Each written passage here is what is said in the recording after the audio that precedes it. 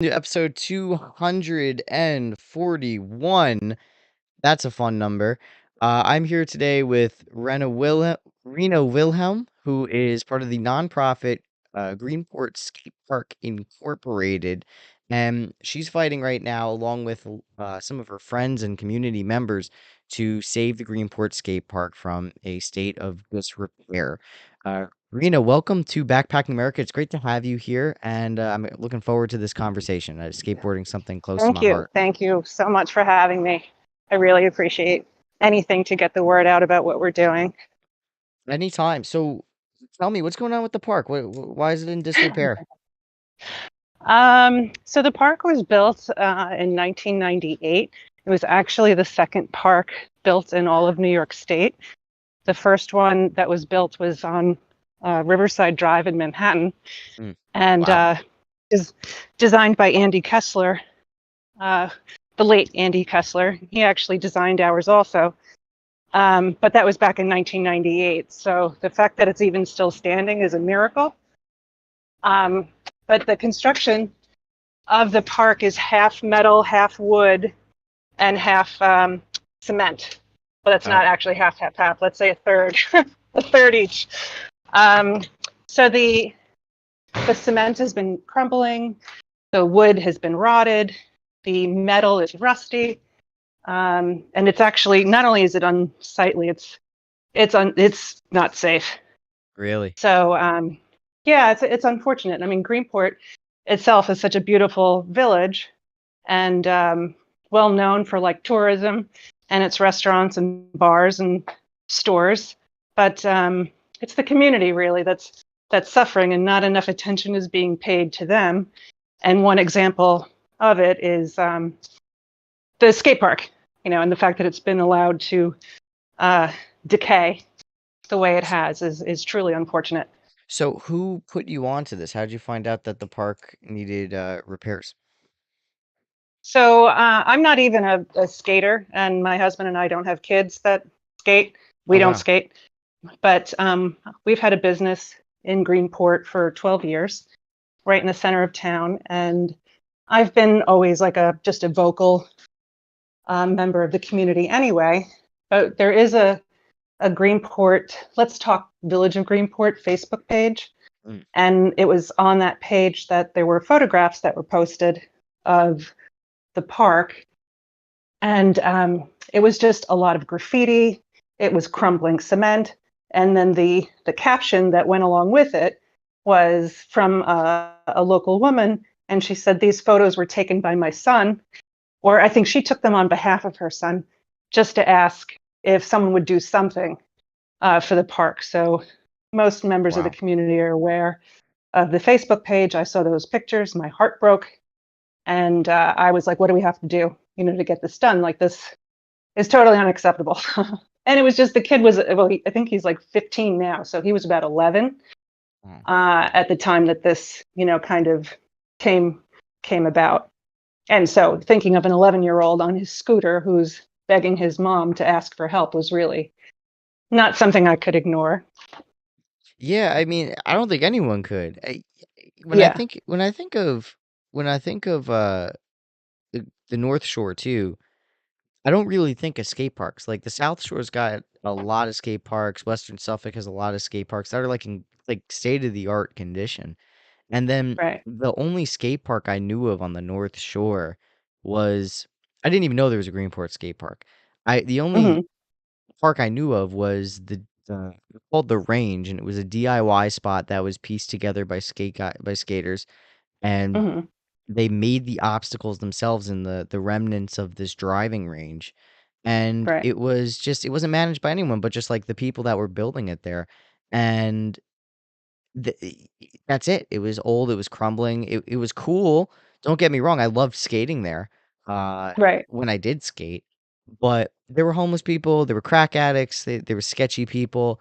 It was adjacent to the BMX trail that was behind the Hmm. Dollar Tree. And now they're renovating it, and there's a 20-foot tall fence blocking people out because someone bought all the land where the skate park sits, and it's getting Right. bulldozed. So, you know, where are these kids gonna skate, you know? And skating's a big thing now. It's not how it used to be in the 90s or the 80s where it was only confined to Southern California, and then after that, it was wherever you could, like, throw yourself off a staircase. You know, Yeah. now there's wider appeal, you know? So, I think Well, it's it's really definitely much more mainstream now. So even the way that our park sort of, and I've only lived in Greenport for about 12 years now. mm, So this once I jumped on board with this project, I started learning about how the park was even built. And basically, there is Greenport is sort of well known for its waterfront mm, property. We have a gigantic park called Mitchell Park. hmm, But before Mitchell Park was built by that got built by our former mayor Dave Capel, who was really a visionary and got a lot of stuff done for Greenport. It was there was a restaurant there called Kokomo's, and there was a parking lot there, and all the kids who were skaters would go to that parking lot with pieces of plywood and skate the parking lot.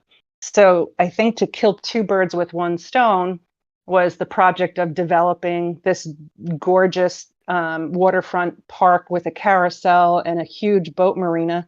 But then it was like, well, where are we going to put these skaters? So right. it was Mayor Capel who knew of that original skate park that was built in Manhattan that I spoke about, and he, through a friend or a recommendation, somehow they had a piece of property within Greenport, and he basically said, "Okay, let's build a skate park here."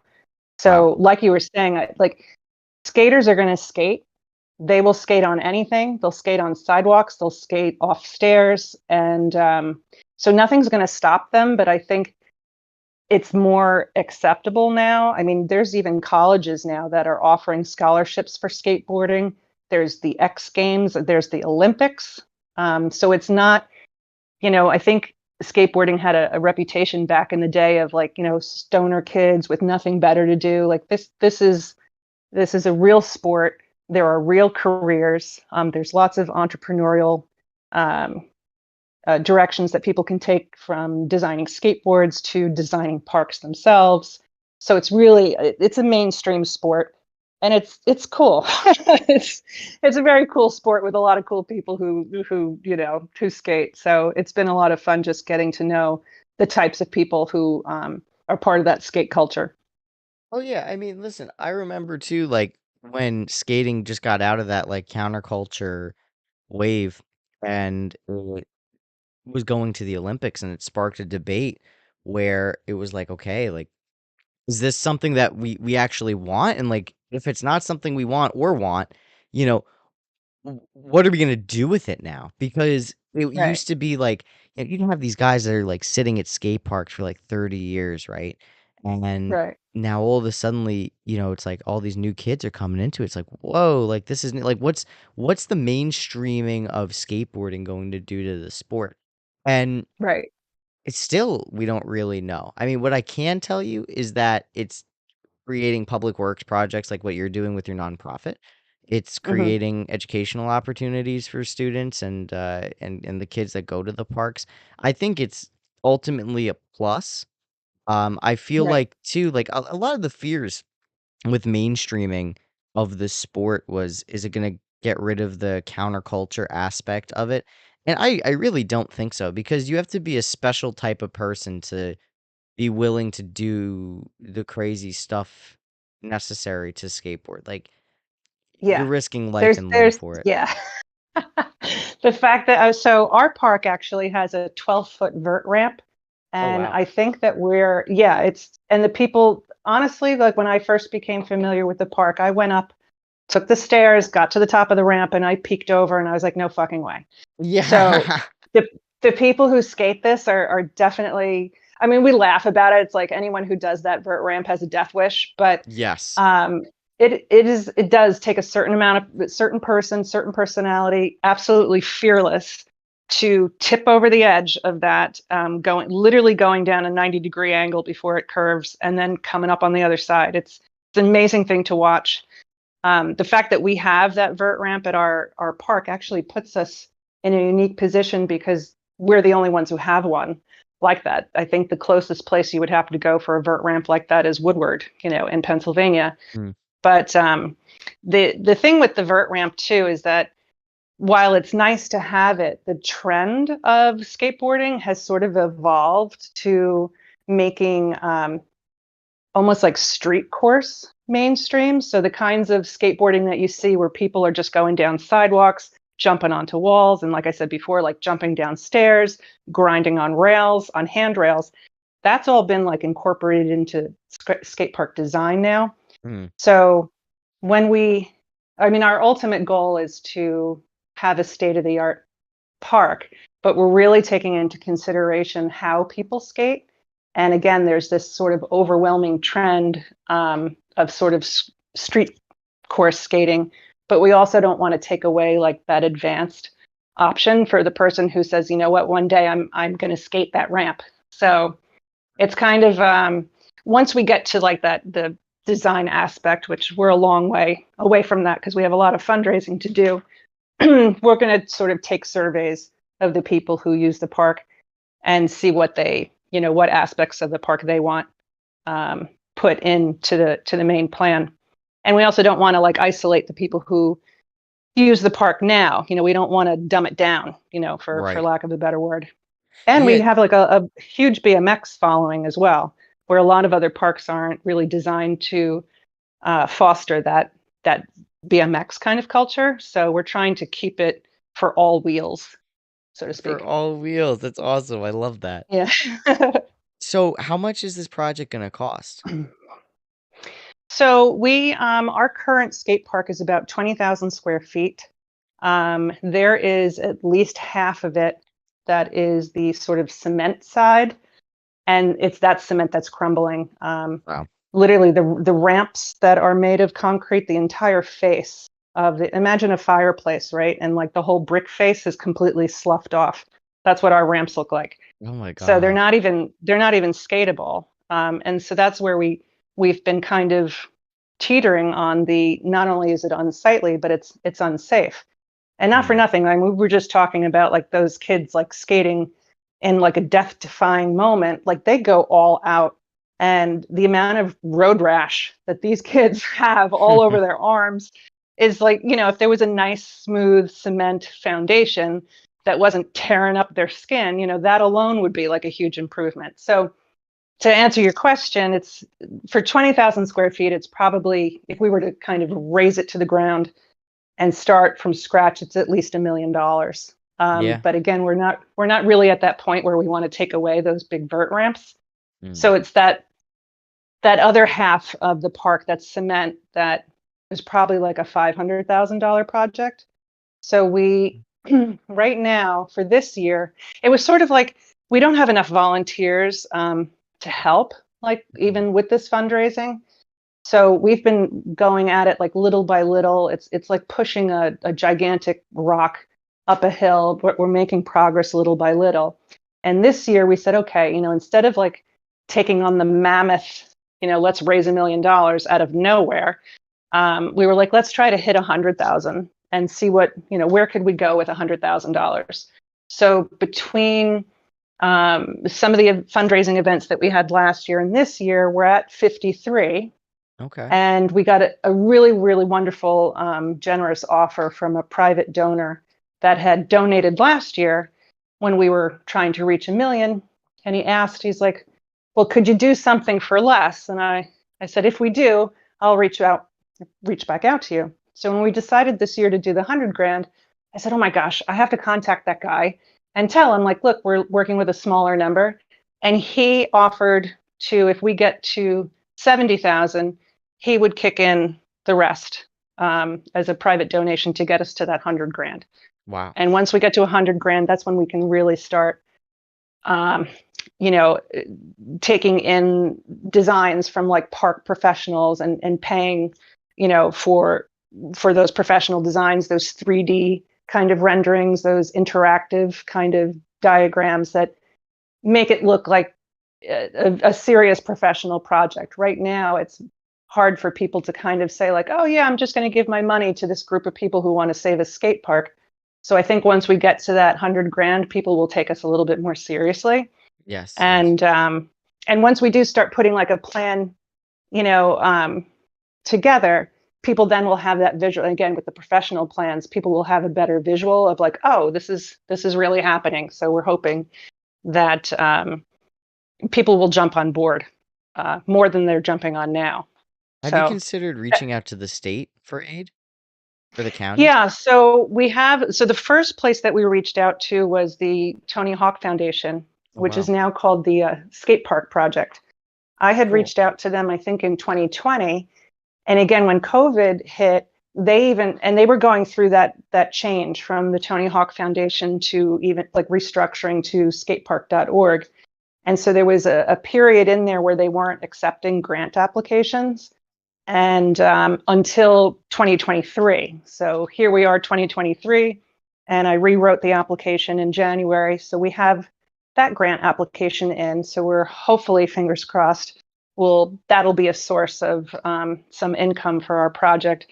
And then the state, I actually just wrote my first letter to our legislator Al Krupski to just bring his attention to the fact that this is a crumbling park and it's Greenport of all places where there's money being poured into this village from developers, from restaurateurs, and nothing is going to the park. So there's money out there. There's plenty of people getting lots of grants for different things. And to me, it's like there's nothing better than investing in our kids and our community. So I Yes. hope that he recognizes that email that I sent him, and I hope it's something that he gets on board with.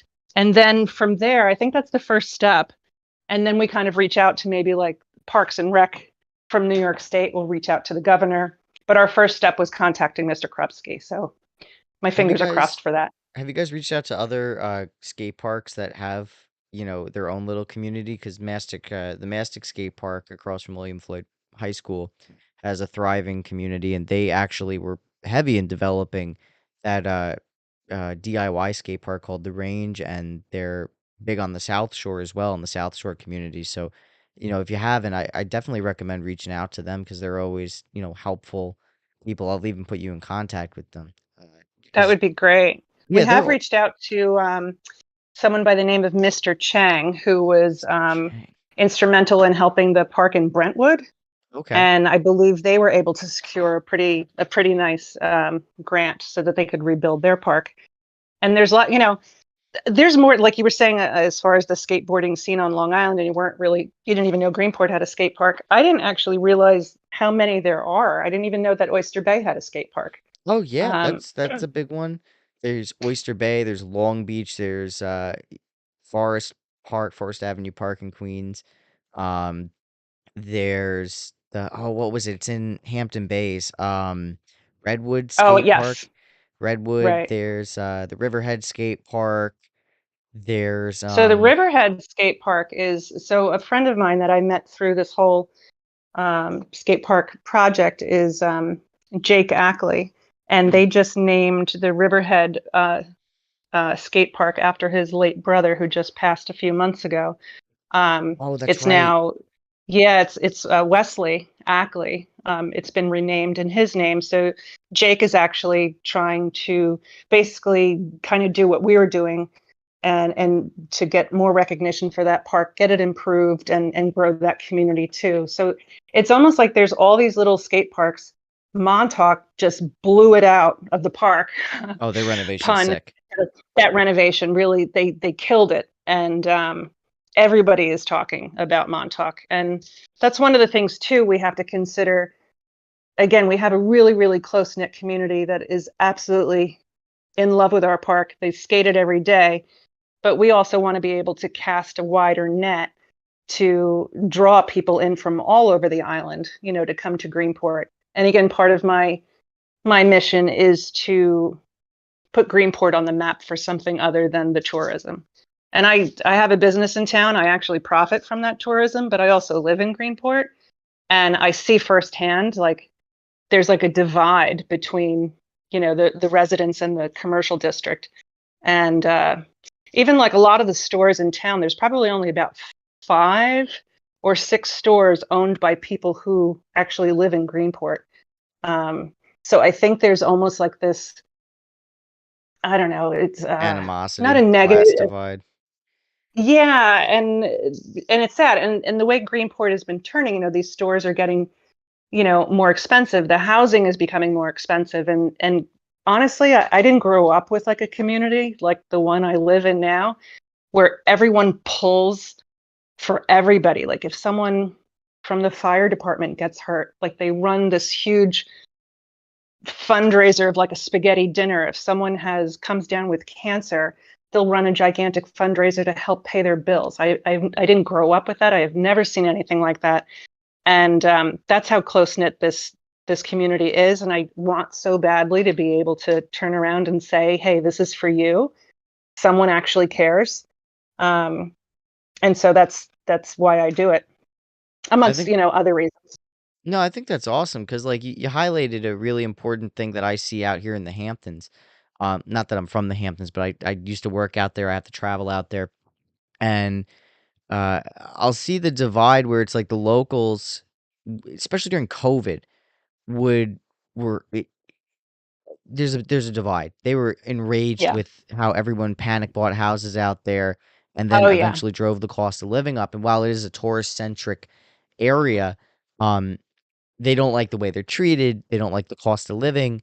Um, Sure. they're looked at as lesser people. And, it's really nice to see that, someone like yourself, even though you do live there, you're providing for your community and you're helping, draw attention to something more than just that this is a tourist trap. This is a town where Right. people live and they have children and Right. they need things to do other than Correct. just stay in the house. Well, that's the biggest thing that I've heard since living out here. And again, I wasn't, my husband and I moved to Greenport. We moved our business here. His family was already out here, but not until I started getting on the level of, um, you know, kids in their mid 20s, kids in high school, did I really start hearing over and over that there is literally nothing for these kids to do. And it's a shame because again, Greenport is gorgeous. It's I feel blessed to live here. And how sad for like these high school students to feel like, oh, I can't wait to get out of here when people are dying to, to actually live here Mm. because there's nothing for them. Even So, for people my age, I'm 24. The only thing you can do is drink, go to the gym, and work. I mean, what right. can you really do? Yeah. You know? Actually, being a mid 20 something, we've got that group that I always, when I say like these people are skating there every day, there's a bunch of 20 somethings. They're called the Compound Boys. They're hilarious. They're all skaters and they grew up at the park. And now they've sort of come back full force and they're launching like that. They have their own YouTube, they have their own merchandise that they're just launching. So Wow. these sort of like devoted skateboarders are probably the people that I hope I can pass the torch to because again there's only so much I know. I'm 54. I don't skate, and try to be on the level with these 20 somethings is interesting. It's fun, it's funny, but there's only so much I can take it. I can look at the business scheme of it, but the actual culture is something that I'm never really going to be a part of, so I'm going to rely on those guys a lot. Well, I think it's cool because it's very rare. Because again, I used to be a skateboarder up until like last year. And because I was just like, I want to go to the gym more. And, I just kind of changed my focus. But I was skating since I was like 15. And the number Wow. one enemy that we had as skateboarders growing up and as, young, late teenagers, early 20s was people in their 50s, old people, Hmm. cops, Old business owners. and they're old people. And uh, well, I didn't say you're old. I said people in their 50s and then old people. So and then don't old people. Okay, okay. yeah, Let's and yes. then old people. So like 65 Right. plus. So Okay, got it. so, those were like our enemies. And it was like Right. I can't tell you how many times, we'd be skateboarding and then someone would have a beer and they would, I'll never forget this. I was skateboarding. I was 18 years old. It was in Sayville. And this cop was like, there were these guys drinking and they stole beers outside from the Rite Aid across the street.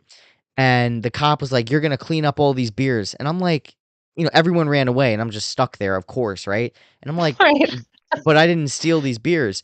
Well, I'm going to pretend you did. So you're going to clean them up. So I'm like, all right. whatever. So I pick up all the beers, I put them back in the shopping cart. He looks away. I I don't even know how I had the strength for this. I was so skinny at 18. I flung the shopping cart like 10 feet and I ran and I got in my car and I drove off because it's like just because I'm some kid, skateboarding off of a staircase, I'm automatically, public enemy number You're not a one. derelict. Yeah, Exactly. I think. I've held Yeah, a job since I was like 15. I didn't smoke pot. I didn't right, smoke, didn't drink. And it's like, yeah, I'm the guy that, you're gonna bust my balls because I'm not even the right. criminal. The Well, guys that stole it are in their 20s. right. I think there's a big misconception that still exists that that skateboarders aren't what I just said before, that like they look at you like you're derelicts. And I got to tell you, like working alongside these guys, they are the most welcoming community I have ever seen. I'm watching them, and especially the compound boys that I just mentioned. They're mentoring like new skaters, kids. Um, there's something to be said about their kindness and their generosity. And even if like you look on the skate park project, the Tony Hawk Foundation, you'll see like measurable positive impacts that a skate park can offer a community. And it's to get kids off the street and get them, making friends and socializing and doing an activity. So it's interesting that sometimes people might look at the skateboard community like they're derelicts, and yet they're not. They're the most amazing people I've met in a really, really long time. Exactly. Like So I think, all we're doing or yeah, would do is just skate. Now people would say, "Oh, you're chipping the sidewalk, you're chipping." It's like, "No, we're not. We're genuinely right, like it's like we've been skating the same spot for 5, 10, 15 years and there's like barely any chipping. Maybe like right, once every 6 months tiny piece of something comes off. But guess what? You're having people they're not are people drinking there? No. Are people smoking there? No. It's if it's right, outside your business, most of those kids are going inside that business to buy pizza, coming out, and then they're skateboarding in right, front of the business. So, right. and there's a culture and a history dedicated to a lot of the street spots. So, like, Yeah, when we used to skate in, I don't know, I used to skate in Belport Village. There were specific spots we would all like meander to, and it's like each one had its own history to it, its own feel to it. right, There's still a spot outside the Belport Middle School. It's the beefy, we call it the beefy ledge, and everyone skates off it, on it, grinds on it. There's a history to that. right. That's been a spot Well, that's I been think even skatable like, for 15 years. right. I think those people who perhaps look down upon skate culture really should take the time to even watch it. And again, I don't skate, but when I go to the park, I absolutely love. There's nothing more that I love than actually videotaping what these kids are doing. I mean, it's amazing. There's a true talent. It's a sport, and I think a Yeah. lot of times too people don't realize that it's a sport. It's agility. It's balance. It's core strength. It's a Mental lot. strength. You gotta can do you Yeah, know yeah, how much mental fortitude you have to slam on hard concrete from, like, a right, 6 stair, get back up and do it right, again. I see guys right. even for example, I sprained my wrist, doing a what the hell was that trick called? It was on a round rail. I did a Uh-huh. back back I don't even know, back 180 or something onto the rail, and then I Hmm. skated off it, but I almost had it. I landed, I fell, I sprained my wrist. The next day, I came back with a wrap, and I just kept going at it. I still failed at it for, like I kept going at Right, it for 2 hours, I still never got it, but right, you keep g like, that's mental fortitude. It teaches you to never give up, to keep going forward, and to try new things. It's an important skill set, and right, a lot of kids relate to that. So, right. I think that I totally agree with you. It's a acrobatic sport, and it's Yep. multifaceted, and it's getting kids off the street. I mean, this is another thing too. A lot of people in your generation and in an older and in your parents' generation would be like, the kids are on their phones, they're not doing this and that." And then, Yeah. when the kids are off their phones and they're playing with each other, it's a problem. Pick one, Right, right, you right. know? I get it. Well, the other thing that when I took on this project, it was right before COVID. Mm, And honestly, I would not have wanted to be a kid going through, the stuff that they went through over the last couple of years. God, The no. social isolation, the not even, I mean, at some point we weren't even allowing people to go to playgrounds or the skate park because the fear, was so strong. And these kids didn't have time to go out and see their friends and socialize. And I think it did a lot of damage, to be honest. So when we started coming out of COVID, one of the main sort of talking points that I had was like, these kids have to socialize. They've got to be out, well, be outside anyway. That is always like uplifting. Get some fresh air, but be with their friends and make new friends along with people who share that passion for skateboarding. And again, when I said before about them being such an open and welcoming um, group of people, it's if you ever watch, I always say this, like American Ninja Warrior. I American don't know if Ninja you've ever Warrior. watched. Have you ever watched that? I've heard of it. Um, I've never watched it though.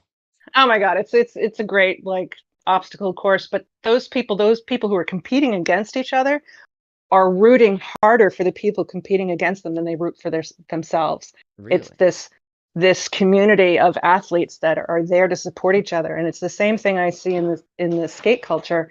When someone even gets on the board for the first time, and lands maybe like a kickflip or something, that the entire skate park is like bursting open with like applause because they're Oh so yeah. excited that there's yet someone else who's kind of joining the ranks of like what they love to do. So the more people that go and learn and make friends, it just opens that community and it grows it. And again, it's just so positive that there's a litany of positivity that comes out of the whole culture that I'm hoping to highlight with all the efforts that we're making.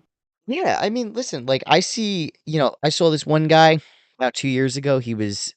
There's a three flat three at the Mastic skate park, and that means there's a three stair, a flat landing, and then a three stair, and there's a flat bar that goes all Hmm. the way down.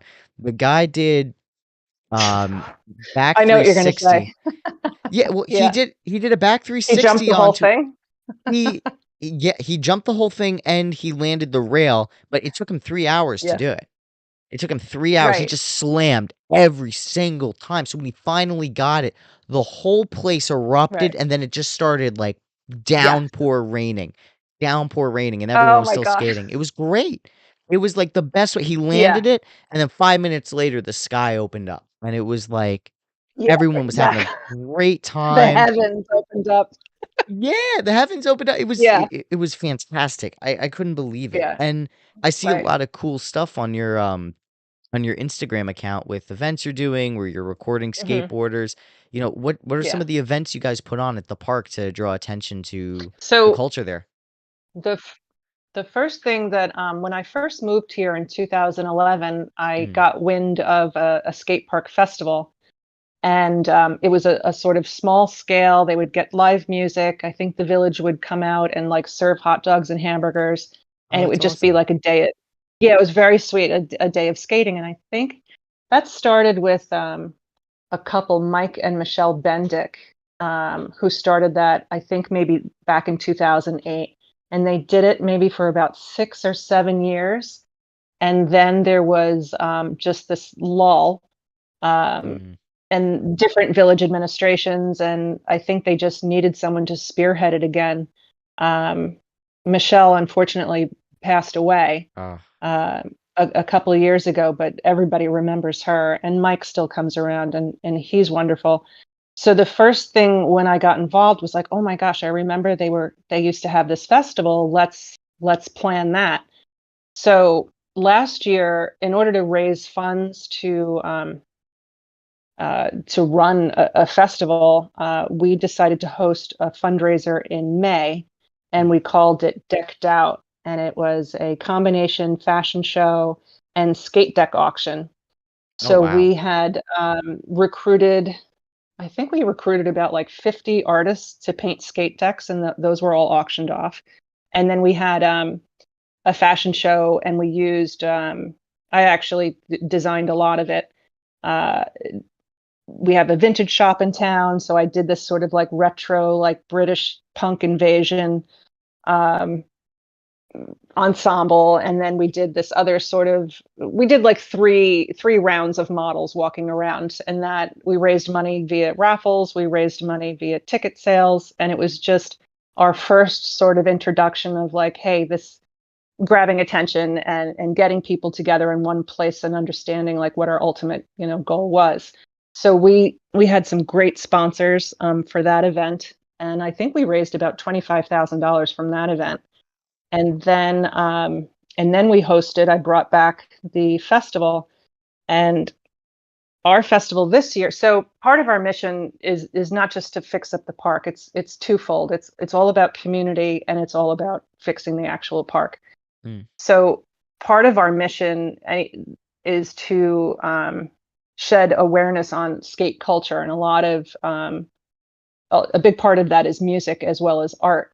Mm. So when we had the festival, we got 22 mural artists and graffiti artists all coming all the way from New Jersey, New York City, and all over Long Island. We had about 22 of them, and they did live graffiti painting on about 8-foot canvases for the festival while we had live music, while we had over 100 vendors, while everybody was skating. It was probably one of the most magical days I've ever had in Greenport. It was That's extremely intense. amazing. It was almost 98 degrees. And these artists you should have seen what these artists put out, in that kind of weather. And again, it was large scale. We had cash prizes. There's a couple of like skate crews on Long Island. One of them was the Linus brand, and they were there. They Yes. auctioned, they gave out skate decks. They ran a contest, and they gave prizes for skateboarding. They gave prizes for roller skating. So they were all in attendance there. Best Life Ever. They're another skate Yes. crew that, oh my God, I love them so They're much. great. They brought a dunk tank for that day, which was a lot of fun. And then the other big skate crew is Radboard Skate Company. Phenomenal group of guys that go all over Long Island, spotlighting all the different parks. They were there, like so many different skateboard makers, skate gear, skate apparel, and the rest were all different kinds of artisans. So it was probably the biggest thing that we did last year to raise awareness. And then this year we brought back the decked out fundraiser again. This time it was fashion and like an athletic expo. So we invited those skateboarders that are at the park. The decked out event happens at the Greenport roller skating rink. Mm. It's an indoor event, whereas the festival is the outdoor event that happens at the park. The decked out fashion show was at the roller rink. So we were able to bring in skateboarders, roller skaters, BMX bikers, Wow. kids on scooters. So the purpose of that was, so last year when we had the fashion show, I had them in like combat boots with like laces that were like 20 inches long. So it took them a really long time to like get out of their boots and put on like their next outfit. And the audience was sitting there like waiting, like, okay, well, when are they coming back out? So this year I was like, you know what? I'm going to chuck a bunch of skateboarders out there while people are changing. I'll chuck the roller skaters out there. So it really, this year, I mean, it blew last year away, and everybody was able to see the entire sort of skate culture of the fashion, the music, the skateboarding, the athleticism. So that was a really, really fun event, and we raised more money again. That's So awesome. Yeah, because yeah, another thing people don't understand about skate culture is that it's multifaceted. It's just a complete creative enterprise. The yep, skateboarding is just the physical part. There's so many artists, right, so many clothing designers, so many graphic artists, musicians, yep, traditional artists, people like me, media people. Well, actually, I'm one of the only media people I know. I mean, there's a lot of photographers and videographers, but very few podcasters. But hmm it's a complete creative enterprise surrounding that community. So I give you bravo, seriously, because not a lot of people. I give you a round of applause because not a Thank lot of you. people know that. They just think that like you said, like we said earlier, that it's just a bunch of derelicts and losers. But no, it's people Right. with video cameras and videotaping Yes. skate videos is such an Right. important part of the culture. Um, I used to have a Right. group. It was called Oni Skirt, and it was in Oneonta where I went to school, and we Hmm. made a bunch of music, not music videos. We made a bunch of skate videos. There were distinctly two skate videos that we did put out, and one of them featured the music scene that we were a part of, and we interlaid it with a 12-hour music festival that one of our friends put on in his basement, and I think it's called That's awesome. Oni Skirt Rupture or something, or Rupture. And basically one of the music houses was called the Spleen, and we all the Hmm. skater kids would go there, and it was the last Hmm. party ever at that house because no one was taking it over from the music community. So Right. we decided to make a full feature skate video interspersing it with clips from the party. So it Right. just showed like all aspects of what it was to skate. And then, one of the guys in there, his name's Alex Lupo. He's a big metal guy, uh, great Uh-huh. guitarist, great singer. He, works out in Astoria at some recording studios, and he's a big musical guy, film guy, editing guy. Um, Hmm. I was a big podcasting guy. I was into photography, radio. Um, some of the other kids were clothing designers. What was his name? His name is Noah. Another guy was Kyle. They made like a clothing brand. So it's a creative sport for sure. It Yeah. attracts a lot of creatives and a lot of people that don't fit into a box. And it's Oh, great to absolutely. showcase that. I mean, what other sport Yeah. are you gonna get? You don't really see that with gyms or baseball or football. It's really skateboarding. Right. Yeah. There's a different. There's a huge culture that encompasses all those things, and even, you know, for kids, coming out of school and trying to think of like, well, what do I want to do? And maybe their passion is skateboarding, and maybe they're not going to be an Olympian skateboarder, but maybe they're going to be a fantastic videographer one day. Maybe they're going to be a photographer. Maybe they're going to design a clothing line, like you said. So there's all these like different avenues that people can take, where they can still be attached to the skateboarding culture without actually being an athlete. Like you can just Yeah. appreciate the culture without being a skateboarder. Exactly. Like I literally like I always still hold an affinity for it. I just realized I'm like, yo, I am not gonna go pro. I'm not even like the best skater here. I'm like all right. And Uh-huh. I was just like, you know what? Like there's other ways you can participate, And Absolutely. eventually once you get into your mid 20s, late 20s, 30s, injuries start to actually cost money because you have to now pay for deductibles and copays.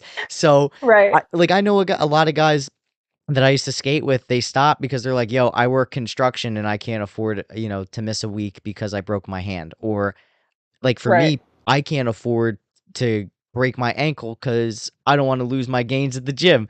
So, but Right. I still love the culture of it, and I still, I'll kick around my board, but I'm not jumping off of a four set anymore. I'll maybe dance on a curb every now and then, but um, it's just cool to you can still be a part of it. It's so like I film. I do podcasts. I can't tell you how many times I've been invited to set up a table and do a podcast interview, at a skate park or film or whatever. There's so many ways to still be included when you're past your Absolutely. prime or you just don't Right. want to do it anymore. Right. That's what I like about it. It's And if you set up a table at a skate park, it's gonna be like, yo, what are you doing? This is cool. Like I guarantee like Yeah, 99% of the time. absolutely. Right. It's So funny though, like as no, far go as ahead. like those kids who are like 25 and they're still like they're going head first into the ground, skating and jumping and not caring. We have one of those guys who is part of the Compound Boys. Will Mokus is a phenomenal skater. I never asked him his age, but I think he's a little older than the 25-year-olds. He might be 30, but he works with his dad in construction, and he still goes all out. He's got rods in his wrist from Wow. injuries. He recently just split his leg open, and he got massive stitches, and he literally 2 days or last night or the day before he sprained his ankle, and I'm like, dude. I was like, Holy what are you fuck. doing? Exactly. And he's never going to stop. There's just some people who will, they go all out, and they're all in, and nothing is ever going to stop them. Certainly not broken bones or rods, Yeah, in I their mean, body. I know Yeah, people like that too. That Alex that I mentioned earlier, you know, he broke his jaw and he couldn't skate for right. 5 weeks. He's like, "Oh, should I still skate?" I'm like, I don't Yeah, know. I mean, if that was me, like, but he was right. like, I see him still, he broke his jaw on a bowl. And then Yeah, on week 10, I saw him taking on the same bowl again. And I'm like, yep, yeah, that's a kid. If you come out of an injury like that, you yeah, are going to be skating for the rest of your life. And yeah. Seriously. the first make or break with skateboarding is your first fall. 90% of people that skateboard do not pick up the board Right, again after their first fall. If you pick up right, your board again after the first fall, there's like a 75% chance you're going to keep skating until you get a major injury. And then after your right. major injury, if you keep skating, you're going to keep skating. I mean, there's just no doubt, you know? You may One change of the our way you friends, skate. one of our friends is this guy named Tosh, and I literally just saw a video that he posted where he was going skating over this rail, and he literally, it looked like he broke his back in half. He fully landed on Ah. his back on the rail, and he kind of like toppled over, and he's hanging there on the cement, and he's just, almost laughing, and then gets up. And I felt that. I wrote a comment on it on his page. I'm like, dude, I felt that in my bones, but he got up, you know. And he did it So again, I'm sure. yeah, I'm sure he did. He'll Jesus feel it later. Christ. Oh my God, Yeah, it yeah. was bad. It was bad. Well, that's what But he's an Tylenol's amazing for. skater, and yeah, exactly. So, and these people who are passionate about it, again, there's nothing really that's going to stop them. No, no, no, no, not at all. And that's the really cool part about the sport is you get to see all that passion. But I Yeah, before we get going, tell us where we can find your social media page, your website, and what are some ways sure. people can help? Okay, so our Instagram page, which is where I post most of our stuff, is Greenport Skatepark. Mhm. And our website is greenportskatepark.org. We have several ways that you can give. You could be a sponsor for one of our events. Mm. You could be a community member where you donate a certain amount of money, you get a T-shirt, you get some merch from us, or you can just go directly to our GoFundMe page, which is also on the website, and you can give any amount. I mean, we've been trickling like little by little, and we're going to get there. So anything and everything, as little as you want, as much as you want. We're trying to pull it in from every aspect that we can. And again, it's more than just having a great park. It's this community. They deserve it. They are, again, when we started this conversation talking about how this is a tourist destination, and it's the community that's left feeling, well, what about us? We've been here since the beginning, and they're last considered. So it's really for them that I do this. So any amount of donation is extremely helpful, and we're extremely appreciative. That's awesome. Well, thank you for coming on. Now, I want you to tell me about some of the events you have coming up, and I want you to talk about your business in Greenport. Sure. So we actually just started, and this is not; these aren't fundraisers. This is Mhm. just purely for the community. We started our music director is Phil Staples, Mm. and he proposed a summer concert series. And the first one, we're having 6 concerts. The first one is tomorrow night at the skate park from 7 to 10. It's called Under the Lights. The village is leaving the lights on for us all night, so it's going to be a combination of skating. We have 3 music performances. The first one is a band named Eclipse. They're sort of a Nirvana, grunge, punk rock band. The second performance is by Mad Avenue Music Group, and they are a hip hop collaborative. And there's about 3 performers that sing and collaborate with each other. They're on second, and the third set is by the Naughty Boys, who are also sort of like a punk rock band from Long Island. And so each Tuesday that we have the concerts, we'll have a different lineup of bands. So that's one way that people can just come out and celebrate the community. But our big festival is, instead of doing it in 98-degree weather like we did last year in August, we've pushed it to October, which is a beautiful month. So Columbus Day weekend, that October 7th, is our Excellent. big festival where we're bringing back the graffiti artists. We're bringing back all the music and the food trucks and the vendors, and that's a huge celebration. So those are the biggies that we have left. We've got 6 concerts. One starts tomorrow night, and then we've got that gigantic festival in October. That's awesome. So what's your Yeah.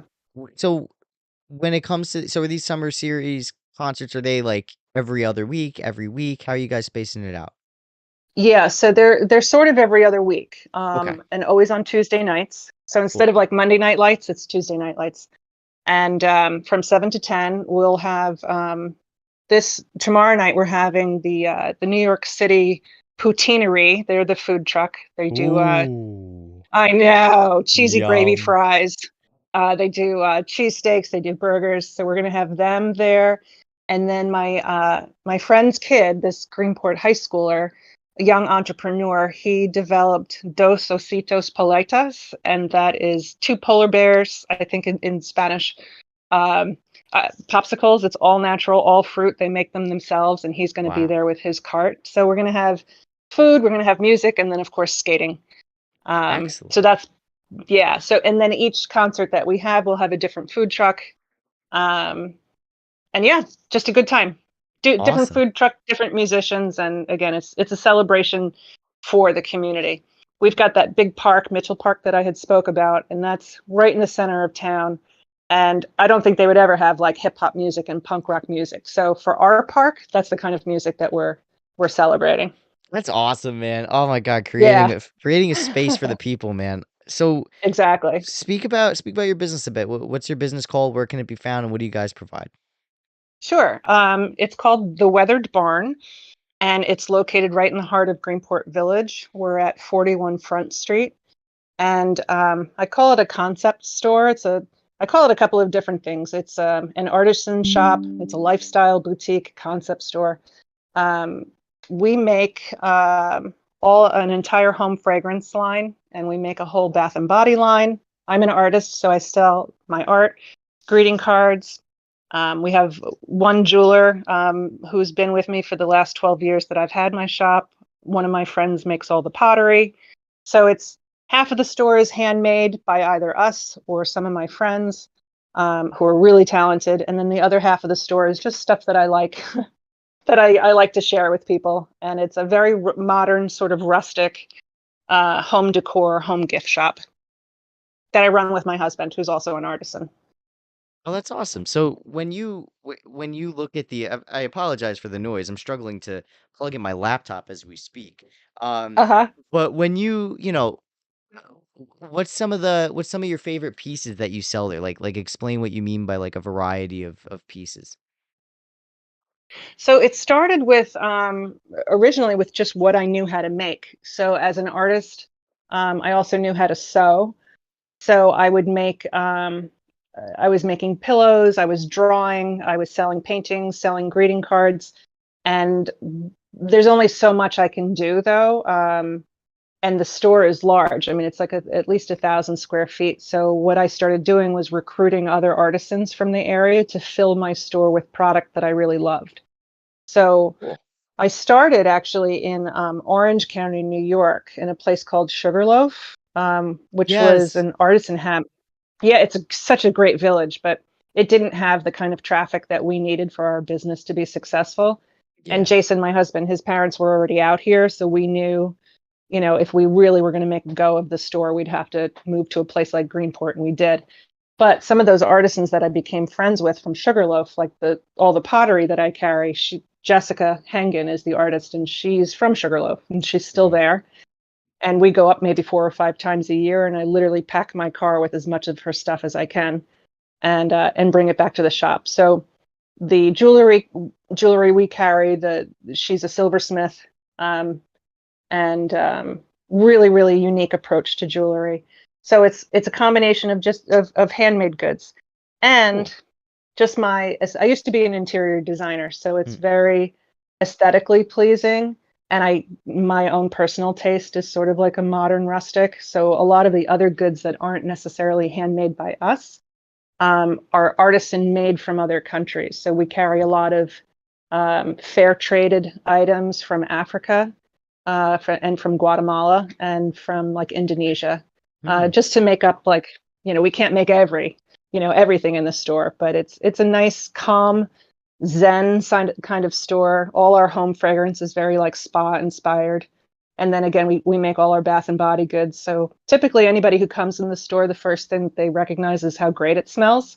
Mm. And then even though I'm into like hard industrial alternative music, I play classical music in my store. And it's just very, very calming. And a lot of times people, even if they're not going to buy something, they just like coming in because it puts them at ease. So Nice. it's a great creative environment, and we've been there for 12 years. We keep growing, and it's been great. And we're That's truly awesome. blessed to be able to do what I love. Do you guys have a website? We do. It's theweatheredbarngreenport.com, and we have mostly the things that we hand make ourselves are on the website. A lot of times, like the inventory that we don't make, it's either available or it's not. But it's nice to have the things that we make in house can always be made. So as long as we continue to get the supplies, so all that kind of stuff is on our website. All the bath and body, all the home fragrance, um, and a couple of other items. That's excellent. Well, Rena, thank you so much for coming on Backpacking America. It was a pleasure having you. And This I was can't wait great. Thank you so much. anytime, literally anytime. I'd love to have you back on. And I am looking forward to attending some of your events because that Oh, I sounds like hope a so. fun time. Yeah, Yeah, it's a definitely. blast. Let's definitely. I'd be willing to even do a little podcast setup over there too, just to I'd interview love it. people. Awesome. I would love it. Well, Okay, Anthony, thank you so, so much.